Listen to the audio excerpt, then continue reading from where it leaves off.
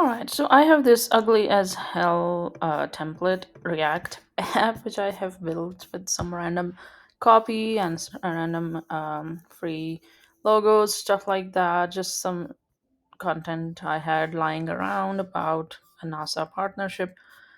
Um, Today I want to convert it into a app which can demonstrate logging in or user authentication with a set of different providers using my own auth system I have been building.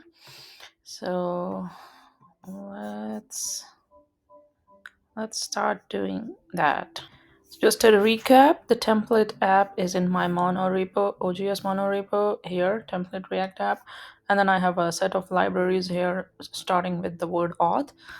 This is a system I am building to consolidate and multiple different auth providers, some with their own component UI components, and some with redirected or hosted components. Let's see how it goes. So my first in a previous episode, I had shared a plan to build this thing. This is the plan. The phase one is to use my React app, which I just showed you, the template app, to implement and test this whole setup in. So the React and use my library. I'm going to test four different auth types on it. All right, so here, let's implement this plan. So here it remembers the to-do list and it's going to go through it. Let's see. I will be pausing it every now and then just to reduce the footage because I want to build, just record 5 minutes of it. So while this is doing, I will pause it. Okay, so I think it has completed the first two do's. Now let's see what it does with the third one. Pausing now. Okay, so it's providing auth provider, which is a React specific wrapper for the auth client. Okay, now creating custom sign in fallback component, which we know some of our providers provide a sign in component. So the purpose is that if there is a component which is provided by the provider, we will surface that. Otherwise, we will surface our own custom.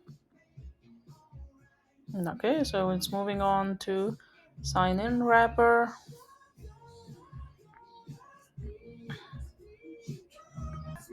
Okay, planning next. Sign up now. Okay, so after this